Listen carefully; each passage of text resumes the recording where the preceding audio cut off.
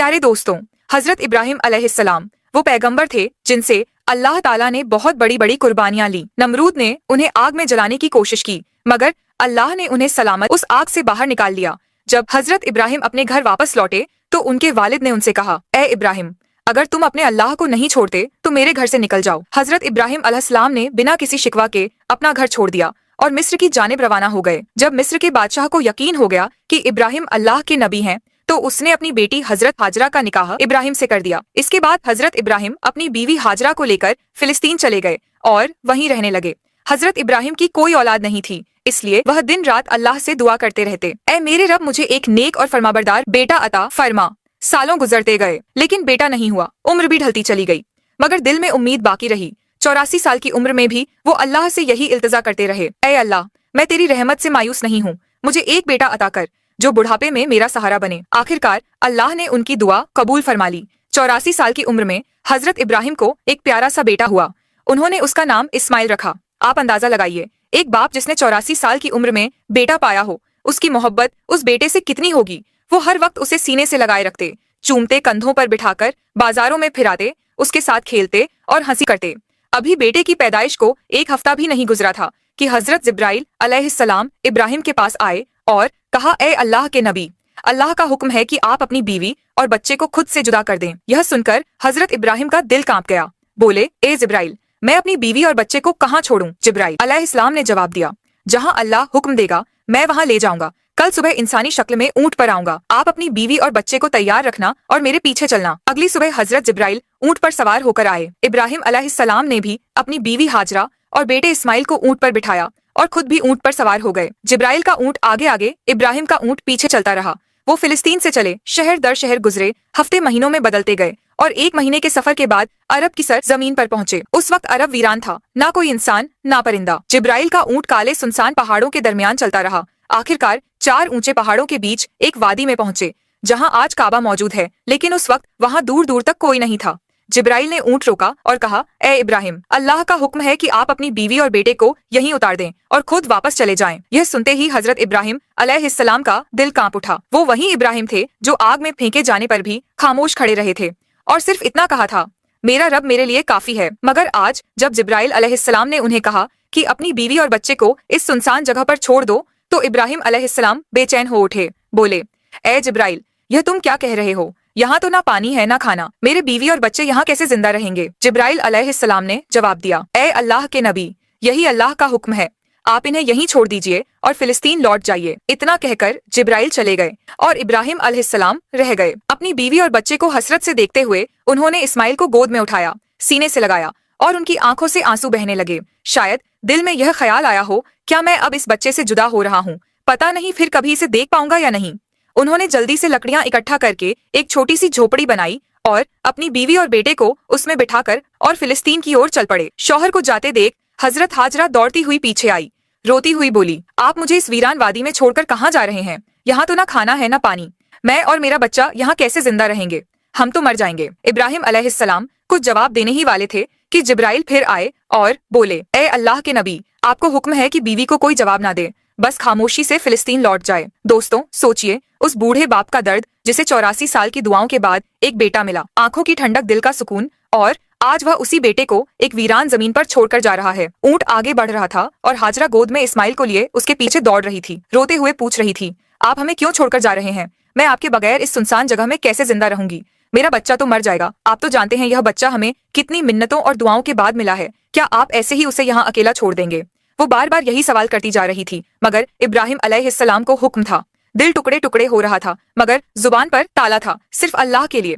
हाजरा लगातार पीछे दौड़ती रही, कभी कहती, कोई तो जवाब दीजिए, इतना खामोश क्यों है? आप लगभग 9 किलोमीटर तक वो अपने शौहर के ऊंट के पीछे भागती रही, हर 2 कदम पर दिल चीर देने वाले सवाल करती रही। आखिर जब हाजरा बहुत थक गई तो उनके दिल में एक ख्याल आया, मेरे शौहर तो नबी हैं, वह कोई काम अपनी मर्जी से नहीं करते, क्या यह अल्लाह का हुक्म है कि मुझे और मेरे बच्चे को इस वीरान जगह में छोड़ दिया जाए? उन्होंने रुक कर पूछा, क्या अल्लाह ने आपको हुक्म दिया है कि मुझे और मेरे बच्चे को इस पथरीली वादी में छोड़ दिया जाए? इब्राहिम अलैहिस्सलाम ने जबान से तो कुछ ना कहा, मगर सर हिलाकर इशारा किया, हाँ, यह अल्लाह का हुक्म है। इतना सुनते ही हाजरा की आंखों में आंसू थे, मगर दिल में हिम्मत जाग गई। उन्होंने बुलंद आवाज में कहा, अगर यह अल्लाह का हुक्म है तो जाइए, मेरा रब वो मेरी और मेरे बेटे की हिफाजत करेगा। मैं अपने रब के लिए हर कुर्बानी देने को तैयार हूँ। इतना कहकर वह वहीं खड़ी रही और अपने शौहर को जाते हुए देखती रही। हजरत इब्राहिम का ऊंट धीरे धीरे दूर होता जा रहा था। अचानक वो एक पहाड़ पर चढ़कर नीचे उतरा और हजरत हाजरा की निगाहों से शौहर का ऊंट गायब हो गया। बीवी हाजरा उसी जगह बैठ गई और देर तक रोती रही। उधर हजरत इब्राहिम जब पीछे मुड़े तो अपनी बीवी नजर नहीं आई। दिल बेचैन हो उठा, आंखें भर आईं। उन्होंने अपने ऊंट को पहाड़ के नीचे रोका, सजदे में गिर गए और रोते हुए कहा, ऐ मेरे रब, तेरे ही हुक्म पर मैंने अपनी बीवी और बच्चे को इस बंजर और सुनसान जगह पर छोड़ दिया है।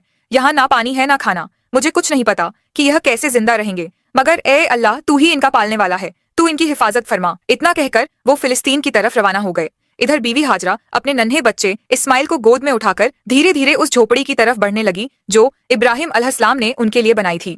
हर तरफ सन्नाटा ही सन्नाटा था। बीबी हाजरा कोई आम औरत नहीं थी, मिस्र के बादशाह की बेटी, महल की शहजादी थी, मगर आज अल्लाह की तरफ से बहुत बड़ा इम्तिहान उनके सामने था। वो झोपड़ी में पहुंची रात हो चुकी थी। खामोशी से बच्चे को गोद में लिए बैठी रही। चारों तरफ स्याह पहाड़ थे, आसमान तारों से भरा था, मगर उस वीरानी में जैसे खुद आसमान भी उनका गम देख रहा था। चांद सोच रहा होगा, यह कौन औरत है जो ऐसी सुनसान जगह में अकेली बैठी है। काले पहाड़ भी हैरान होंगे, यह कैसी मजबूर माँ है जो अपने बच्चे को गोद में लिए तन्हा बैठी है। यह इलाका तो ऐसा है जहाँ परिंदा भी पर नहीं मारता, ना पानी ना खाना ना कोई इंसान। तो यह कौन है जो यहाँ बैठी है और क्यों रो रही है? दोस्तों, यह थी हमारी माँ बीबी हाजरा, जिन्होंने अपनी पूरी जिंदगी अल्लाह के लिए कुर्बान कर दी। एक आम औरत छोटी सी मुश्किल पर घबरा जाती है, मगर बीबी हाजरा के सब्र का क्या कहना। अकेली वीरान पहाड़ों के बीच अंधेरी रात में सिर्फ अल्लाह पर भरोसा करके बैठी थी। उनके सामने तो सिर्फ मौत थी। वो आसमान को देखती होंगी और कह रही होंगी, या अल्लाह, मेरे साथ क्या हो गया? मैंने तो सिर्फ तेरा कहा माना। जब इब्राहिम अलैहिस्सलाम हाजरा और अपने दूध पीते बेटे इस्माइल को मक्के के वीरान इलाके में छोड़कर चले गए तो बीवी हाजरा बेहद परेशान हो गई। सोचती थी, अब मैं यहाँ अपने इस मासूम बच्चे के साथ कैसे जिंदा रहूंगी। उनकी गोद में बच्चा था, चारों तरफ वीरानी थी, कोई इंसान नहीं, कोई आवाज नहीं, सिर्फ खौफ और तन्हाई। हाजरा आसमान को देखती, आंखों से आंसू बहते और दिल से अल्लाह को पुकारती, या रब, मेरी और मेरे बच्चे की हिफाजत फरमा। मैं एक कमजोर औरत हूँ, इस वीरान इलाके में मेरा कोई मददगार नहीं है। उनके पास एक घड़ा था जिसमें थोड़ा सा पानी था। उसी पानी को वह खुद भी पीती और अपने बच्चे को भी पिलाती, मगर 3 दिन में पानी खत्म हो गया। अब वह परेशान हो गई, अब मेरे बच्चे को पानी कहाँ से मिलेगा? उन्हें पहले से ही मालूम था कि आसपास पानी का कोई नाम और निशान नहीं है, मगर क्या वो अपने प्यारे इस्माइल को प्यास से तड़पते हुए देख सकती थी? हरगिज नहीं। इसलिए उम्मीद का दामन थामे अपने बच्चे को जमीन पर लिटाया और सफा पहाड़ पर चढ़ गई। शायद ऊपर से कोई पानी नजर आ जाए, मगर कुछ भी नजर न आया। फिर दौड़कर मरवा पहाड़ पर, मगर वहां भी पानी का नामो निशान नहीं था। दोस्तों, जब किसी पर मुसीबत आती है तो उसका कोई ना कोई अपना साथ देता है, मगर आज इस सख्त और पथरीली जमीन पर एक बेबस माँ थी, अकेली अपने बच्चे को प्यास से तड़पते हुए देख रही थी और उसके लिए कुछ भी नहीं कर पा रही थी। बीवी हाजरा की आंखों में आंसू थे, वो इधर उधर दौड़ रही थी। शायद एक कतरा पानी मिल जाए, शायद अपने प्यासे बच्चे को मौत से बचा सकूं, बस यही सोचती, मगर हर तरफ सूखा ही सूखा था, ना कहीं पानी ना राहत। बीबी हाजरा मिस्र के बादशाह की बेटी थी, एक शहजादी जिसने बचपन महलों में गुजारा था। उन्होंने कभी ऐसी मुसीबत का सामना नहीं किया था। अब वह बार बार सफा पहाड़ की तरफ दौड़ती, शायद ऊपर से कहीं पानी नजर आ जाए। फिर भागती हुई मरवा पहाड़ की तरफ जाती, मगर हर बार मायूसी ही हाथ लगती। जब बेटे का ख्याल आता तो दौड़कर वापस झोपड़ी की तरफ जाती, देखने के लिए कि मेरा बच्चा जिंदा है या नहीं। यह तलाश सुबह से दोपहर में बदल चुकी थी। धूप तेज होती जा रही थी, सूरज जैसे मक्का के पहाड़ों को जला रहा हो। बीवी हाजरा प्यास से बेहाल थी और उनका मासूम बच्चा भी पानी के लिए बिलख रहा था। झोंपड़ी के अंदर वह बच्चा रो रहा था और बाहर उसकी माँ हर तरफ पानी की तलाश में दौड़ रही थी। आखिरकार थक हार कर बीवी हाजरा सफा पर गिर पड़ी। अब उनके अंदर पानी की तलाश की भी हिम्मत नहीं बची थी। मौत उन्हें अपनी आंखों के सामने नजर आ रही थी। बच्चे के रोने की आवाज आ रही थी, मगर आज वो बेबस माँ कुछ कर नहीं पा रही थी। उस बच्चे की तड़प देखकर उनकी आंखों से आंसू रुक ही नहीं रहे थे। वो बार बार अल्लाह से फरियाद करती रही, ऐ अल्लाह, मेरे बच्चे की हिफाजत कर। मैं उसे अपनी आंखों के सामने मरते नहीं देख सकती। मैं तो यहीं इस पहाड़ पर प्यास से मर जाऊंगी और मेरा बच्चा उस झोपड़ी में तड़प कर मर जाएगा। या रब, हम बेबस माँ बेटों पर रहम फरमा। इतना कहकर उन्होंने एक पत्थर पर सिर रखा और आंखें बंद कर ली, मगर बच्चे की रुलाई अभी भी उनके कानों में गूंज रही थी। और भला कोई माँ अपने बच्चे को तड़पता छोड़ सकती है? इसलिए परेशान होकर फिर सिर उठाया और झोपड़ी की तरफ देखा। जो नजारा देखा वो देखकर उनकी जान में जान आ गई। उन्होंने देखा कि झोपड़ी के पास कोई इंसान खड़ा है और जमीन से बहुत तेज पानी निकल रहा है। हैरान होकर दौड़ती हुई वहां पहुंची, मगर वो इंसान गायब हो चुका था। उन्होंने देखा कि पानी उनके बेटे इस्माइल की एड़ियों के पास से निकल रहा था। अल्लाह ने अपने नबी हजरत इस्माइल और उनकी माँ के लिए मक्का की सख्त जमीन से पानी निकाल दिया था। हजरत जिब्राइल अलैहिस्सलाम आए थे। उन्होंने छोटे इस्माइल के दिल में यह ख्याल डाला कि अपनी एड़ी जमीन पर मारो, और जैसे ही इस्माइल ने ऐसा किया, नीचे से चश्मा फूट पड़ा। उसके बाद जिब्राइल चले गए। हजरत हाजरा ने जब यह देखा तो सजदे में गिर पड़ी और रोते हुए अल्लाह का शुक्र अदा करने लगी। उन्होंने अपने प्यासे बच्चे को पानी पिलाया। वो पानी इतनी रफ्तार से निकल रहा था कि बीवी हाजरा ने मिट्टी और पत्थरों से उसके चारों तरफ एक मुंडेर बना दी ताकि पानी एक जगह ठहर जाए। आज उसी चश्मे को जमझम का कुआं कहा जाता है। जमझम का पानी आज तक कभी खत्म नहीं हुआ। बीवी हाजरा अपने बेटे इस्माइल के साथ उसी झोपड़ी में रहने लगी। वो झमझम का पानी पीती और आसपास उगाए खजूर और कुछ फलों से अपनी जिंदगी गुजारती। अब जब पानी आ गया था तो धीरे धीरे फल और राहतें भी वहां पहुंचने लगी। कई महीने यूं ही गुजर गए। एक दिन उधर से 20 लोगों का एक काफिला गुजरा। उस काफिले का सरदार एक समझदार आदमी था। उसने आसमान में एक परिंदा उड़ता देखा और कहा, यह परिंदा हमेशा पानी के आसपास उड़ता है, मगर हम तो जब भी इन पहाड़ों के पास आए हैं कभी पानी नहीं देखा। अगर यहाँ पानी ना होता तो यह परिंदा यहाँ क्यों उड़ता?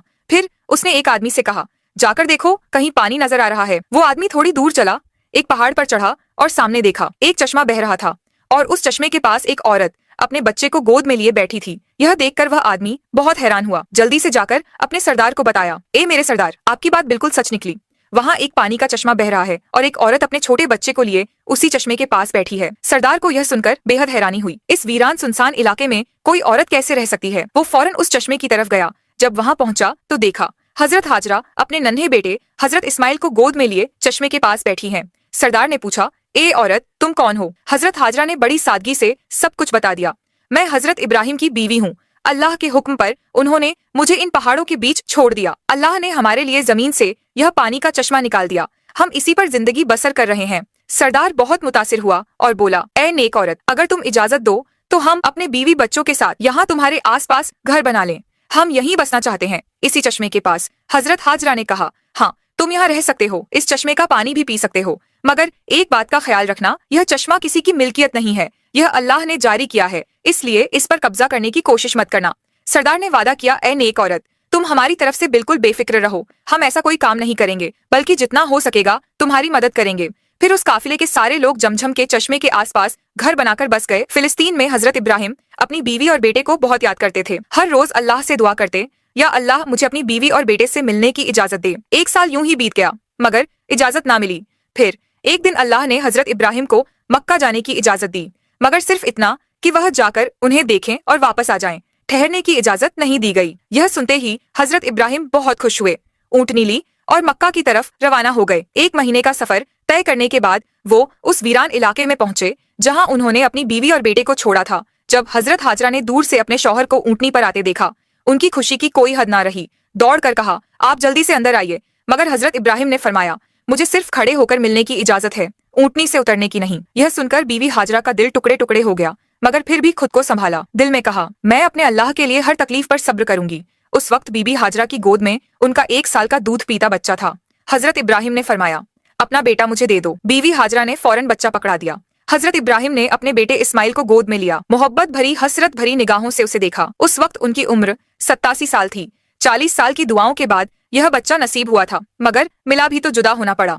अब इजाजत मिली है तो सिर्फ साल में एक बार, और वह भी कुछ लम्हों के लिए। फिर हुक्म आया, ए इब्राहिम, वापस फिलिस्तीन चले जाओ। अपनी बीवी और बेटे को इसी वीराने में अल्लाह के सुपुर्द कर दो, वही उनका हाफिज है। खुद सोचिए, जब हजरत इब्राहिम जाने लगे तो बीवी हाजरा की क्या हालत हुई होगी। पूरा साल शौहर का इंतजार किया, और जब मिले भी तो ना बैठे ना रुके, बस खड़े खड़े मिले और चले गए। अगर ना आते तो शायद सब्र आ जाता, मगर अब यादें फिर से ताजा हो गईं।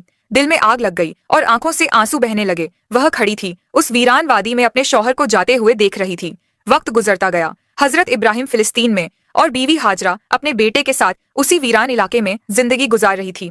यूं ही 7 साल बीत गए और हजरत इस्माइल 7 साल के हो गए। इन 7 सालों में हजरत इब्राहिम को दोबारा मक्का आने की इजाजत नहीं मिली। वो दिन रात अपनी बीवी और बेटे को याद करते, उनके लिए दुआएं करते। 7 साल बाद एक रात उन्होंने ख्वाब देखा। कोई कह रहा था, ए इब्राहिम, अपनी सबसे कीमती चीज अल्लाह के लिए कुर्बान कर दो। यह सुनकर वो घबरा कर उठे। अगली सुबह उन्होंने 100 बकरियां अल्लाह की खातिर कुर्बान कर दी। मगर दूसरी रात फिर वही ख्वाब आया, ए इब्राहिम, अपनी सबसे कीमती चीज अल्लाह के लिए कुर्बान कर दो। इस बार उन्होंने 100 ऊंट कुर्बान कर दिए। तीसरी रात फिर वही आवाज आई। अब इब्राहिम अलैहिस्सलाम समझ गए कि इशारा उनके प्यारे बेटे इस्माइल की तरफ है, क्योंकि उन्हें इस दुनिया में सबसे ज्यादा मोहब्बत अगर किसी से थी तो अपने बेटे से। उन्होंने महसूस किया कि शायद अब मेरा रब चाहता है कि मैं अपने बेटे को उसकी राह में कुर्बान कर दूं। सुबह हुई, उन्होंने एक तेज धार की छुरी ली, ऊँटनी पर सवार हुए और मक्का की तरफ रवाना हो गए। उस वक्त उनकी उम्र 92 साल थी। जरा सोचिए दोस्तों, जिस बेटे के लिए 40 साल दुआ की, जिसे बुढ़ापे में पाया, उसे गले लगाने तक का वक्त नसीब नहीं हुआ, और जब अब मिलने की इजाजत मिली तो यह हुक्म भी साथ था कि जाकर बेटे से मिलो और फिर उसे मेरी राह में कुर्बान कर दो। ऊँटनी का हर कदम उनके दिल पर वार कर रहा था। एक तरफ बेटे से मिलने की खुशी और दूसरी तरफ यह सोच कि उसी को छुरी के नीचे लिटाना है। इधर इस्माइल रोज अपनी अम्मी से पूछते, अम्मा जान, मेरे अब्बा कौन है, कब आएंगे? बीवी हाजरा प्यार से जवाब देती, बेटा परेशान ना हो, एक दिन तेरे अब्बा जरूर आएंगे और फिर हम सब साथ रहेंगे। और आखिर वो दिन आया। हजरत इब्राहिम 1 महीने का सफर करके मक्का पहुंचे। बीबी हाजरा ने जैसे ही उन्हें देखा, खुशी से उनकी आंखें भर आईं। इस्माइल ने भी अपने अब्बा को पहली बार देखा और दौड़कर गले लग गए। इब्राहिम ने बीवी से कहा, मेरे बेटे को तैयार करो, मैं आज उसे बाहर घुमाने ले जाना चाहता हूँ। बीवी हाजरा बहुत खुश हो गई। कहाँ उन्हें मालूम था कि बेटे के नसीब में आज कुर्बानी लिखी है। उन्होंने जल्दी से बेटे को तैयार किया और फिर इब्राहिम उसे लेकर मीना की वादी की तरफ रवाना हुए। इस्माइल खुश थे, हंसते खेलते अपने अब्बा के साथ चल रहे थे। इब्राहिम कभी बेटे की मुस्कुराहट देखकर मुस्कुराते तो कभी आंखें भर आती कि मैं उसे कुर्बान करने जा रहा हूँ। रास्ते में शैतान एक जान पहचान वाले शख्स की सूरत में आया। उसने पूछा, ए इब्राहिम, कहाँ जा रहे हो? इब्राहिम ने कहा, एक काम से। उसने पूछा, क्या इस्माइल को जिबा करने जा रहे हो? इब्राहिम ने कहा, क्या कभी किसी बाप को देखा है जो अपने बेटे को जिबा करे? शैतान बोला, हाँ देख रहा हूँ आप यही करने जा रहे हो। क्या आपको यकीन है कि यह अल्लाह का हुक्म है? इब्राहिम ने फरमाया, अगर यह मेरे रब का हुक्म है तो मैं उसकी फरमाबरदारी जरूर करूंगा। फिर शैतान हजरत इस्माइल अलैहिस्सलाम की अम्मी जान हजरत हाजरा रज़ियल्लाहु अन्हा के पास आया और उनसे पूछा, इब्राहिम आपके बेटे को लेकर कहाँ गए हैं? हजरत हाजरा रज़ियल्लाहु अन्हा ने जवाब दिया, वह अपने काम से गए हैं। शैतान ने कहा, क्या तुमने कभी किसी बाप को देखा है जो अपने बेटे को जिबाह करें? वह यह समझते हैं कि अल्लाह ने उन्हें इस बात का हुक्म दिया है। यह सुनकर हजरत हाजरा रज़ियल्लाहु अन्हा ने फरमाया, अगर ऐसा है तो उन्होंने अल्लाह पाक की फरमाबरदारी करके बहुत अच्छा किया। इसके बाद शैतान हजरत इस्माइल अलैहिस्सलाम के पास आया और उन्हें भी बहकाने की कोशिश की, लेकिन उन्होंने वही जवाब दिया, अगर मेरे अब्बू जान अल्लाह पाक के हुक्म पर मुझे जिबा करने के लिए जा रहे हैं तो वह बहुत अच्छा कर रहे हैं। जब शैतान बाप बेटे को बहकाने में नाकाम हुआ तो वह जमरे पत्थर मारने की जगह के पास आया। हजरत इब्राहिम अलैहिस्सलाम ने उसे 7 कंकरियां मारी। शैतान रास्ते से हट गया। यहाँ से नाकाम होकर शैतान दूसरे जमरे पर गया। फरिश्ते ने दोबारा हजरत इब्राहिम अलैहिस्सलाम से कहा, इसे मारिए। उन्होंने फिर 7 कंकरियां मारी। शैतान फिर रास्ता छोड़कर हट गया। अब शैतान तीसरे जमरे के पास पहुंचा। हजरत इब्राहिम अलैहिस्सलाम ने फरिश्ते के कहने पर एक बार फिर 7 कंकरियां मारी। शैतान ने रास्ता छोड़ दिया। शैतान को 3 मकामों पर कंकरियां मारने की याद आज भी बाकी है और हाजी उन तीनों जगहों पर कंकरियां मारते हैं जब हजरत इब्राहिम अलैहिस्सलाम हजरत इस्माइल अलैहिस्सलाम को लेकर कुहेसर कुर्बानी की जगह पहुंचे तो उन्होंने अल्लाह ताला के हुक्म की खबर दी, जिसका जिक्र कुरान में कुछ इस तरह आया है, ए मेरे बेटे, मैंने ख्वाब में देखा कि मैं तुझे जिबा कर रहा हूँ, तेरी क्या राय है? फरमाबरदार बेटे ने यह सुनकर जवाब दिया, ए मेरे बाप, आप वही कीजिए जिसका आपको हुक्म मिला है। खुदा ने चाहा तो आप मुझे सब्र करने वालों में पाएंगे। हजरत इस्माइल अलैहिस्सलाम ने अपने वालिद से मजीद अर्ज किया, अब्बू जान, जिबाह करने से पहले मुझे रस्सियों से मजबूती से बांध दीजिए ताकि मैं हिल ना सकूं। कहीं मुझे डर है कि मेरे सवाब में कमी ना हो जाए, और मेरे खून के छींटों से अपने कपड़े बचा कर रखिए ताकि मेरी अम्मी जान गमगीन ना हो जाए। छुरी को खूब तेज कर लीजिए ताकि गला अच्छे से कट जाए, क्योंकि मौत बहुत सख्त होती है। मुझे जिबा करते वक्त मेरा चेहरा जमीन की तरफ कर दीजिए ताकि आपकी नजर मुझ पर ना पड़े, और जब मेरी अम्मी से मिले तो उन्हें मेरा सलाम कहिए। अगर मुनासिब समझे तो मेरी कमीज उन्हें दे दीजिए, शायद उन्हें तसल्ली मिल जाए और सब्र आ जाए। हजरत इब्राहिम अलैहिस्सलाम ने इरशाद फरमाया, ए मेरे बेटे, तुम अल्लाह ताला के हुक्म पर अमल करने में मेरे कितने मददगार साबित हो रहे हो। फिर जिस तरह हजरत इस्माइल अलैहिस्सलाम ने कहा था उन्हें वैसे ही बांध दिया। अपनी छुरी तेज की हजरत इस्माइल अलैहिस्सलाम को पेशानी के बल लिटाया और उनके चेहरे से नजर हटा ली। फिर उनके गले पर छुरी चला दी, लेकिन छुरी ने अपना काम नहीं किया, गला ना कटा। इस वक्त हजरत इब्राहिम पर वही नाजिल हुई, ए इब्राहिम, बेशक तूने ख्वाब सच कर दिखाया, हम ऐसा ही सिला देते हैं। नेकों को यह सचमुच एक रोशन इम्तिहान था और हमने एक बड़ा जिब भेजकर उसके बदले में तेरे बेटे को बचा लिया। जब हजरत इब्राहिम अलैहिस्सलाम ने हजरत इस्माइल अलैहिस्सलाम को जिबाह करने के लिए जमीन पर लिटाया तो अल्लाह ताला के हुक्म से हजरत जिब्राइल अलैहिस्सलाम जन्नत से एक मेंढा लेकर आए और दूर से ऊंची आवाज में फरमाया, अल्लाहू अकबर, अल्लाहू अकबर। इब्राहिम ने सर उठाया, समझ गए कि अल्लाह ने आजमाइश पूरी कर दी है और बेटे की जगह फिदिया भेज दिया है। खुश होकर कहा, ला इलाहा इल्लल्लाह, अल्लाहू अकबर। इस्माइल ने कहा, अल्लाहू अकबर व लिल्लाहिल हम्द।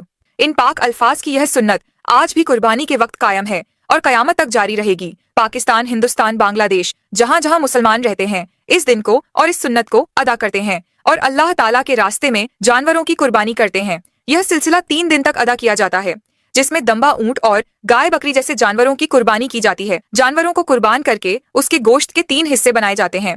पहला हिस्सा गरीबों के लिए, दूसरा हिस्सा रिश्तेदारों के लिए और तीसरा हिस्सा अपने घर के लिए रखा जाता है।